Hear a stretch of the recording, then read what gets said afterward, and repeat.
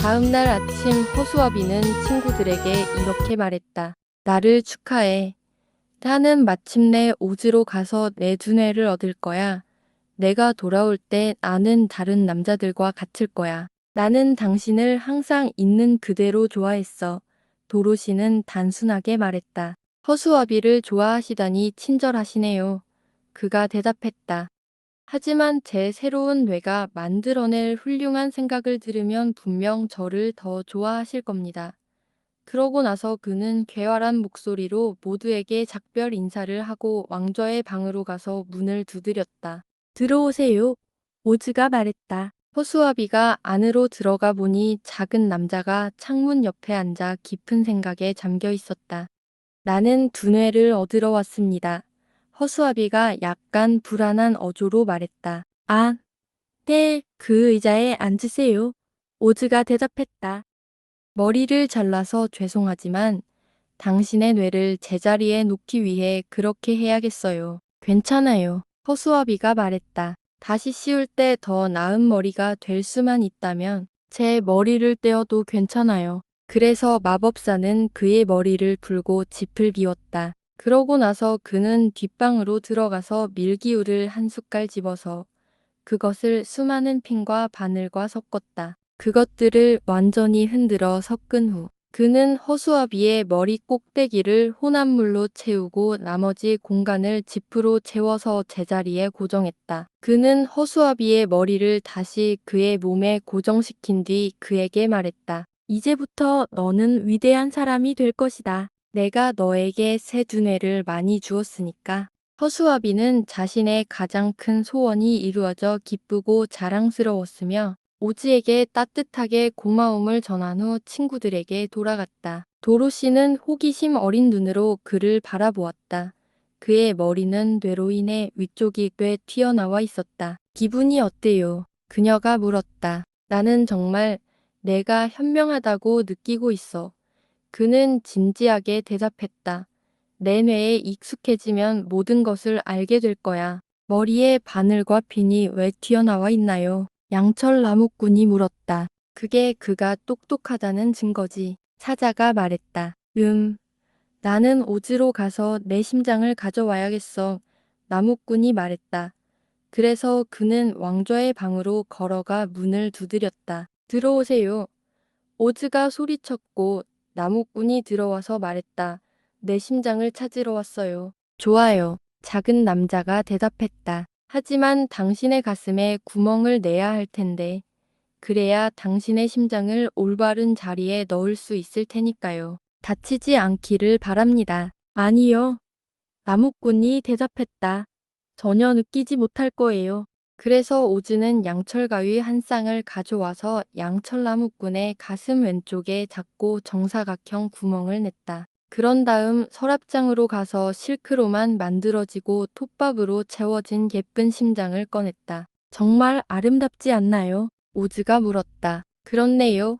하지만 그게 친절한 마음인가요? 나무꾼이 매우 기뻐하며 대답했다. 오, 정말. 오즈가 대답했다. 그는 심장을 나무꾼의 가슴에 넣고 그 다음 주석 사각형을 다시 끼우고 잘린 부분을 깔끔하게 납땜했다. 그렇죠.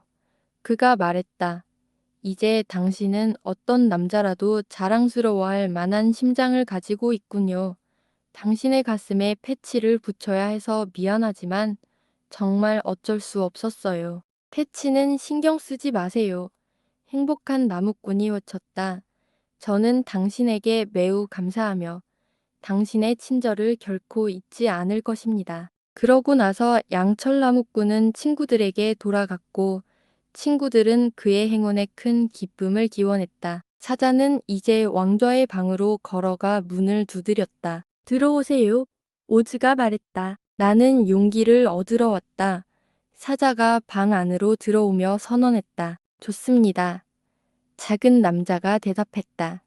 제가 가져다 드리겠습니다. 그는 찬장으로 가서 높은 선반에 손을 뻗어 정사각형 녹색 병을 꺼내고 그 내용물을 아름답게 조각된 녹색 금색 접시에 부었다. 사자 앞에 두자.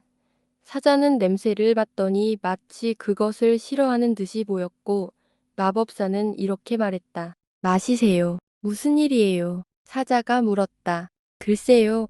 오즈가 대답했다. 만약 그것이 당신 안에 있다면 그것은 용기일 겁니다. 물론 당신도 알다시피 용기는 항상 당신 안에 있습니다. 그래서 당신이 그것을 삼키기 전까지는 그것을 용기라고 부를 수 없습니다. 그러므로 나는 당신이 가능한 한 빨리 그것을 마실 것을 권합니다. 사자는 더 이상 주저하지 않고 접시가 비워질 때까지 물을 마셨다. 지금 기분이 어때요? 오즈가 물었다. 사자는 용기가 가득하군요. 라고 대답하고 기쁜 마음으로 친구들에게 돌아가서 자신의 행운을 전했다. 오즈는 혼자 남겨진 채 허수아비와 양철나무꾼, 사자가 원하는 것을 정확히 제공한 자신의 성공을 생각하며 미소를 지었다. 이 모든 사람들이 내가 할 수 없다는 것을 알고 있는 일을 하게 만들 때 나는 어떻게 사기꾼이 되지 않을 수 있을까? 그는 말했다. 허수아비와 사자, 나무꾼을 행복하게 하는 것은 쉬운 일이었다.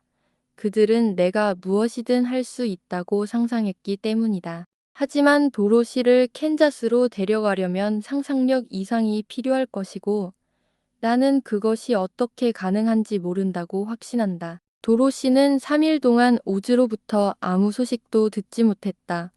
어린 소녀에게는 슬픈 날들이었지만 그녀의 친구들은 모두 매우 행복하고 만족해했다. 허수아비는 그의 머릿속에 멋진 생각들이 있다고 말했다. 하지만 그는 그 생각이 무엇인지 말하지 않았다.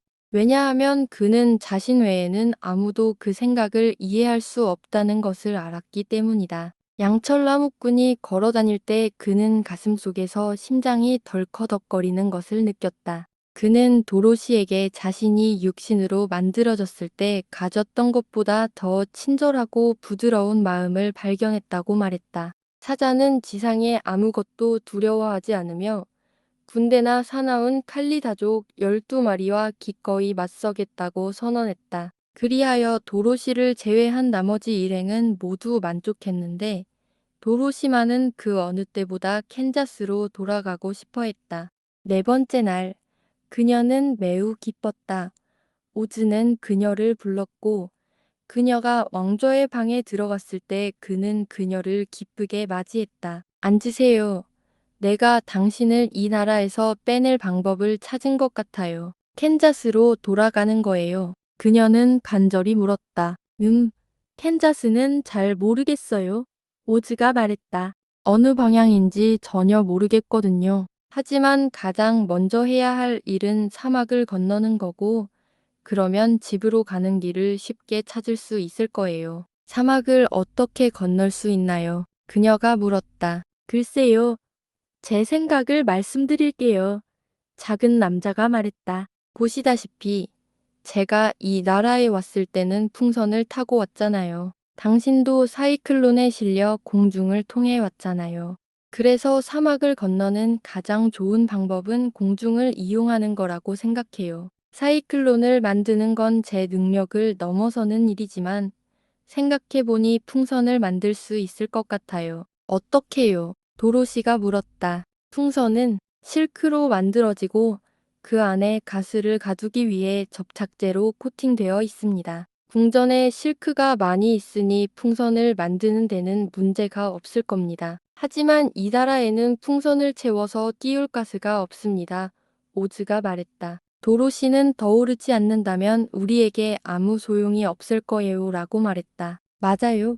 오즈가 대답했다. 하지만 드게 하는 다른 방법이 있는데 뜨거운 공기를 채우는 거예요. 뜨거운 공기는 가스만큼 좋지 않아요.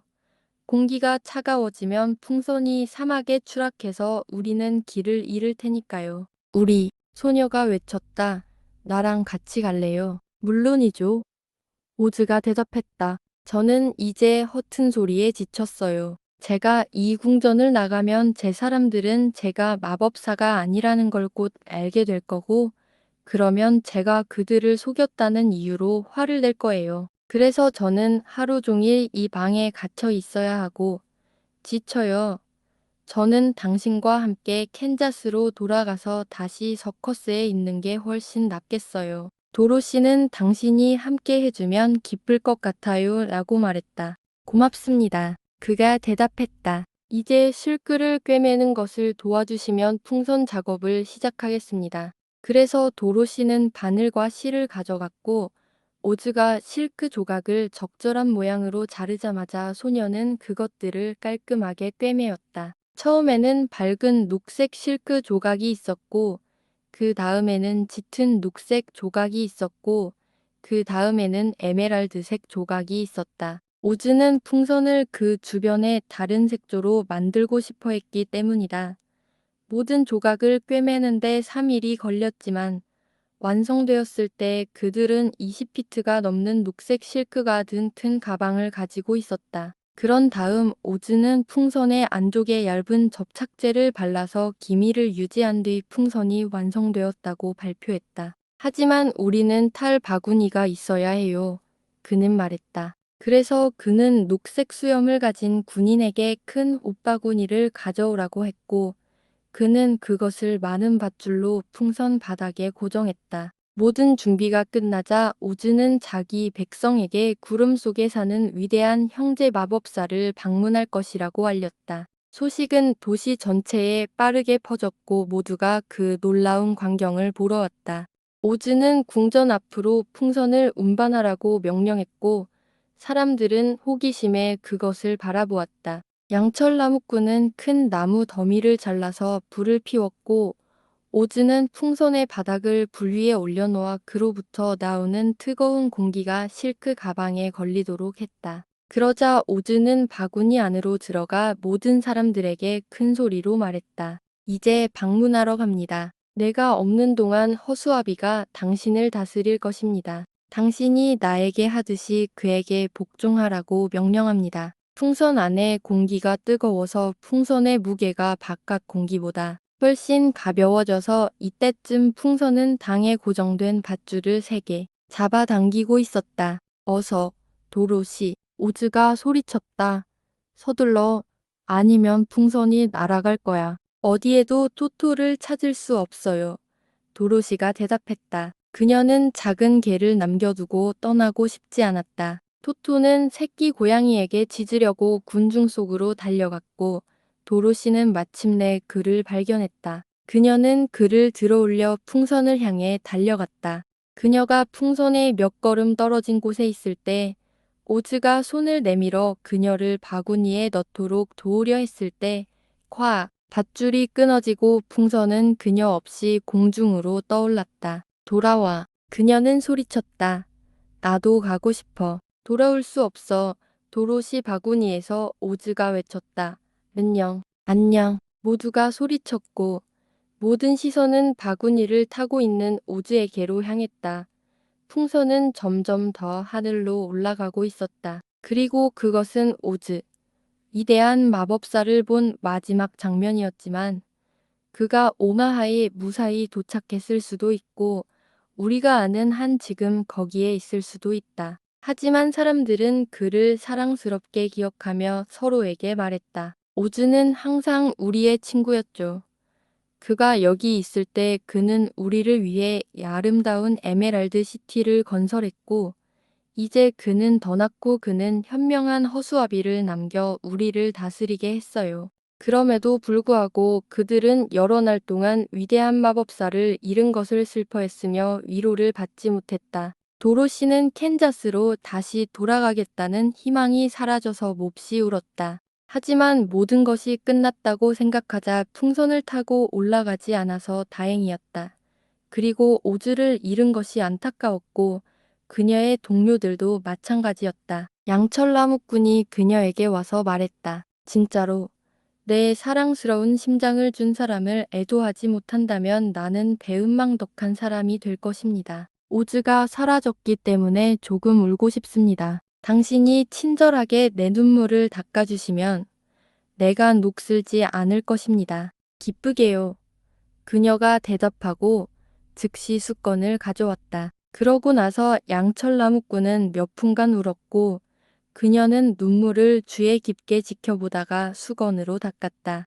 그가 눈물을 그쳤을 때 그는 그녀에게 친절하게 감사를 표하고 사고를 막기 위해 보석으로 장식된 오일캔으로 몸에 기름을 듬뿍 발랐다. 허수아비는 이제 에메랄드 시티의 통치자가 되었고 그는 마법사가 아니었지만 사람들은 그를 자랑스러워했다. 왜냐하면 그들이 말했다. 세상에 박제된 사람이 다스리는 도시는 도 없으니까요. 그리고 그들이 아는 한 그들은 매우 옳았다. 오즈와 함께 풍선이 올라간 다음 날 아침, 네 명의 여행자는 왕좌의 방에서 만나서 이야기를 나누었다. 허수아비는 큰 왕좌에 앉았고 다른 사람들은 그의 앞에 공손하게 서 있었다. 우리는 그렇게 불운하지 않습니다. 새로운 통치자가 말했다. 이 궁정과 에메랄드 시티는 우리의 소유이고 우리는 마음대로 할 수 있습니다. 얼마 전 농부의 옥수수 밭에 있는 기둥 위에 있었던 것을 기억하고 지금은 이 아름다운 도시의 통치자가 되었다는 것을 생각하면 저는 대처지에 매우 만족합니다. 나도 양철 나무꾼이 말했다.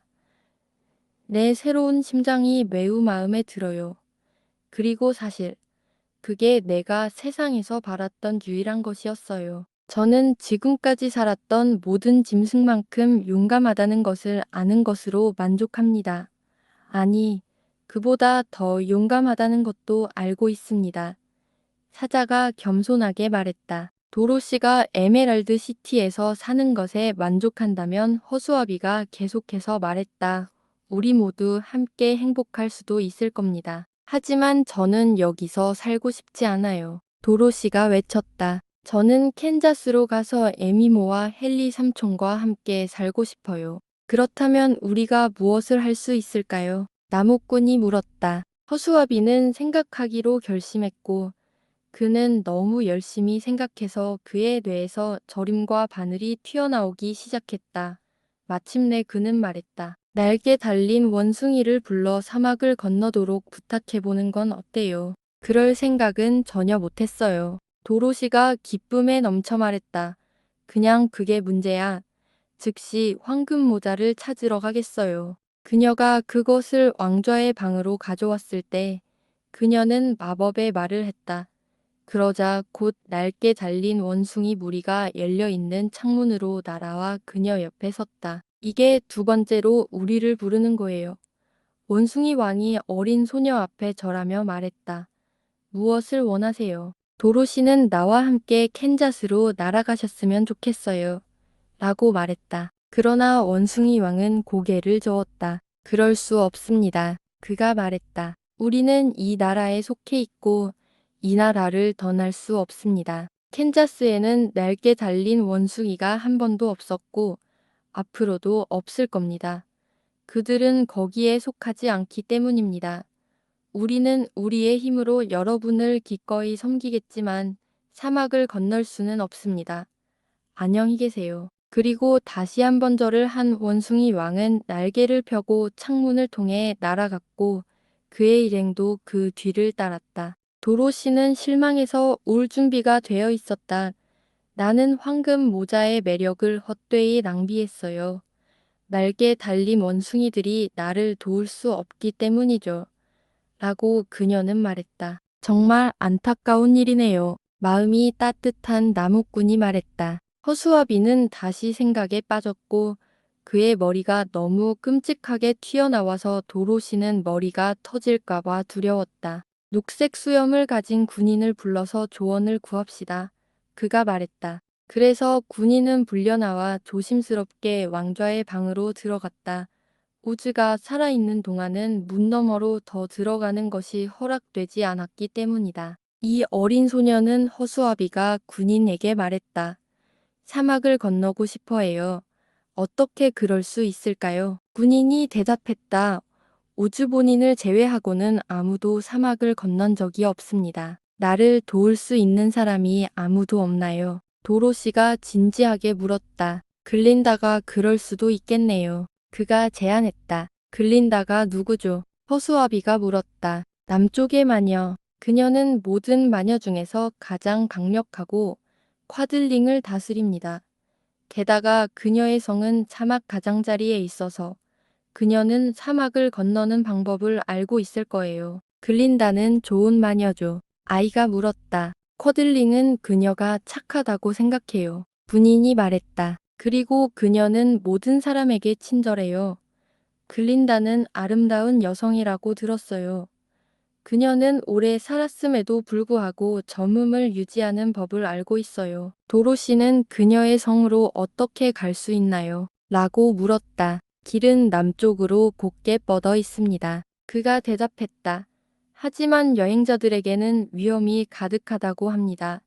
숲에는 야수가 있고 낯선 사람이 자기 나라를 가로지르는 것을 좋아하지 않는 이상한 사람들이 있습니다. 이런 이유로 쿼들링족은 에메랄드 시티에 오지 않습니다. 그러자 군인은 그들을 떠났고 허수아비는 이렇게 말했다. 위험에도 불구하고 도로시가 할 수 있는 가장 좋은 일은 남쪽 땅으로 가서 글린다에게 도움을 요청하는 것 같습니다. 물론 도로시가 여기에 머물면 캔자스로 돌아갈 수 없을 테니까요. 당신은 도 생각을 했나 보군요.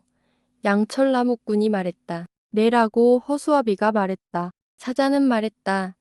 나는 도로시와 함께 가겠습니다. 나는 도시에 지쳤고 다시 숲과 시골을 그리워하기 때문입니다. 나는 정말 야수입니다. 게다가 도로시에게는 자신을 보호해줄 누군가가 필요할 거예요. 그건 사실이에요.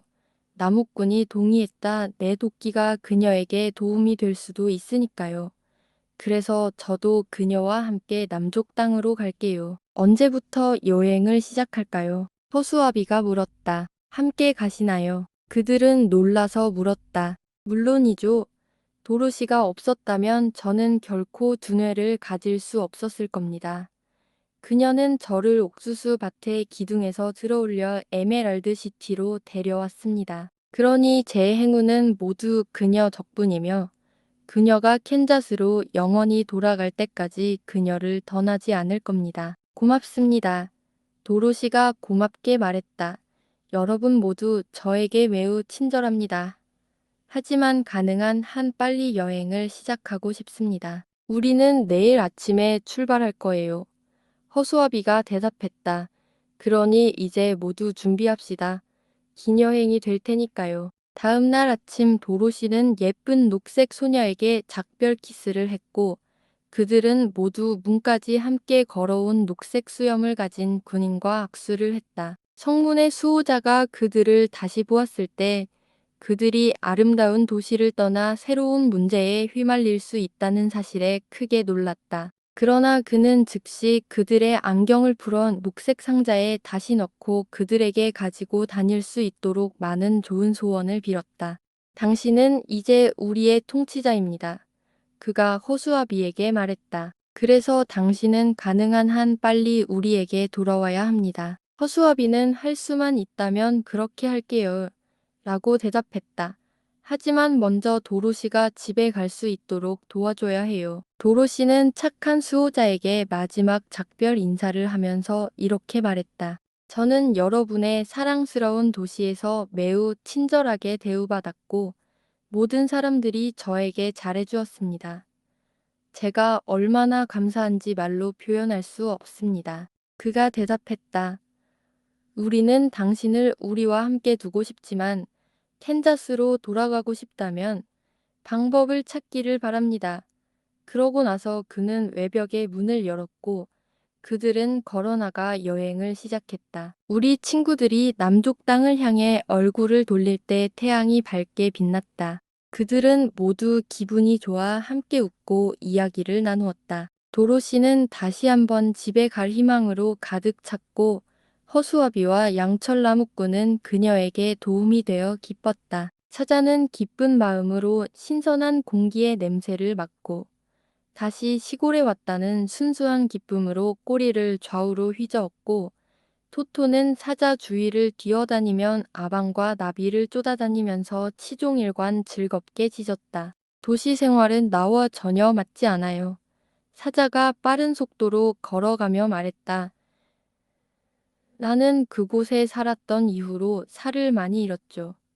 이제 나는 다른 짐승들에게 내가 얼마나 용기 있게 성장했는지 보여줄 기회를 갈망하고 있어요. 이제 그들은 돌아서서 에메랄드 도시를 마지막으로 살펴보았다. 그들이 볼 수 있는 것은 녹색 벽 뒤에 있는 수많은 탑과 첨탑뿐이었고 그 모든 것 위에는 오즈 궁전의 첨탑과 돈만 보였다. 결국 오즈는 그렇게 나쁜 마법사는 아니었어요. 양철 나무꾼이 가슴이 쿵쾅거리는 것을 느끼며 말했다. 그는 나에게 두뇌를 주는 방법을 알고 있었고 아주 좋은 두뇌도 주었어요. 허수아비가 말했다. 만약 오즈가 나에게 준 것과 같은 용기를 냈다면 그는 용감한 사람이 되었을 것입니다. 사자는 덧붙여 말했다. 도로시는 아무 말도 하지 않았다. 오즈는 자신이 한 약속을 지키지 않았지만 최선을 다했기 때문에 그를 용서했다. 그가 말했듯이 그는 비록 나쁜 마법사였음에도 불구하고 좋은 사람이었다. 첫날 여행은 에메랄드 시티를 둘러싼 푸른 들판과 밝은 꽃을 지나는 것이었다. 그들은 그날 밤 풀밭에서 잤고 별만 보였고 그들은 정말 잘 잤다. 아침에 그들은 울창한 숲에 도착할 때까지 계속 여행했다. 숲을 우회할 방법이 없었다. 그들이 볼 수 있는 한 오른쪽과 왼쪽으로 뻗어 있는 것 같았기 때문에 길을 잃을까 봐 여행 방향을 바꿀 생각도 하지 않았다.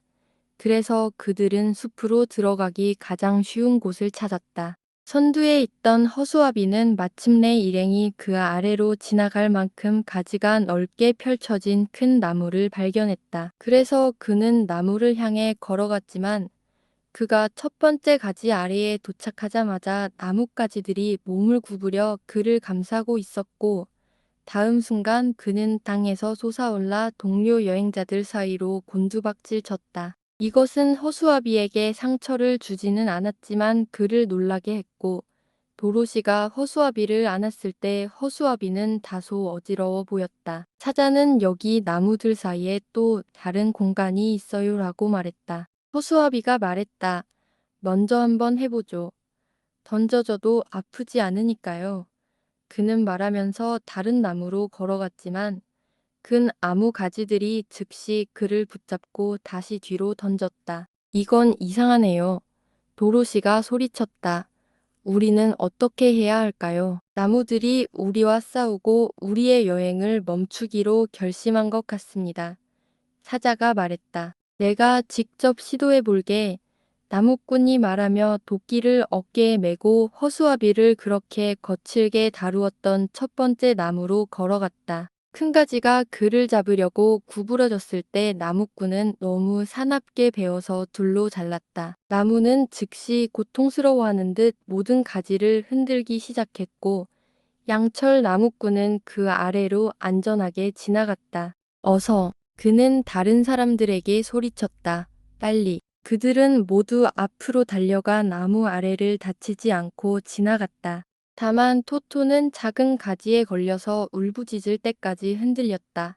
하지만 나무꾼은 재빨리 가지를 잘라내고 그 작은 개를 풀어주었다. 숲의 다른 나무들은 그들을 막기 위해 아무것도 하지 않았기 때문에 오직 첫 번째 줄의 나무만이 가지를 구부릴 수 있으며 아마도 이들은 숲의 경찰일 것이라고 생각하고 이 놀라운 힘을 순서대로 부여했다. 낯선 사람이 접근하지 못하도록 하기 위해서였다. 4명의 여행자들은 나무 사이를 편안하게 걸어가다가 숲의 가장 먼 가장자리에 도착했다. 그러자 놀랍게도 그들은 앞에 하얀 도자기로 만든 듯한 높은 벽을 발견했다. 접시 표면처럼 매끈했고 그들의 머리보다 높았다. 이제 우리는 무엇을 해야 할까요? 도로시가 물었다. 사다리를 만들겠습니다. 양철 나무꾼이 말했다. 우리는 반드시 담을 넘어야 하니까요. 나무꾼이 숲에서 찾은 나무로 사다리를 만들고 있는 동안 도로시는 누워서 잤다. 긴 산책으로 지쳐 있었기 때문이다. 사자도 몸을 웅크리고 잠을 잤고 토토는 사자 옆에 누웠다. 허수아비는 나무꾼이 일하는 모습을 지켜보다가 그에게 이렇게 말했다. 이 벽이 왜 여기에 있는지, 무엇으로 만들어졌는지 알 수 없어요. 머리를 쉬게 하고 벽에 대해 걱정하지 마세요. 나무꾼이 대답했다. 우리가 벽을 넘으면 반대편에 무엇이 있는지 알게 될 거예요. 얼마 후 사다리가 완성되었다. 어색해 보였지만 양철나무꾼은 그것이 튼튼하고 그들의 목적에 부합할 것이라고 확신했다. 허수아비는 도로시와 사자, 토토를 깨워 사다리가 준비되었다고 말했다. 허수아비가 사다리를 먼저 올라갔지만 너무 어색해서 도로시가 허수아비의 뒤를 바짝 달아가며 허수아비가 떨어지지 않도록 막아야 했다. 그가 벽 꼭대기 위로 머리를 올리자 허수아비는 아 이런 이라고 말했다. 계속하세요. 도로시가 소리쳤다. 그래서 허수아비는 더 멀리 올라가서 벽 꼭대기에 앉았고 도로시는 머리를 숙이고 맙소사 라고 외쳤다. 그러자 토토가 다가와서 즉시 짖기 시작했지만 도로시는 그를 조용히 시켰다. 사자가 사다리를 올라갔고 양철나무꾼이 마지막으로 올라갔지만 둘 다 벽을 바라보자마자 맙소사 라고 소리쳤다. 모두가 벽 위에 일렬로 앉았을 때 아래를 내려다보니 이상한 광경이 보였다.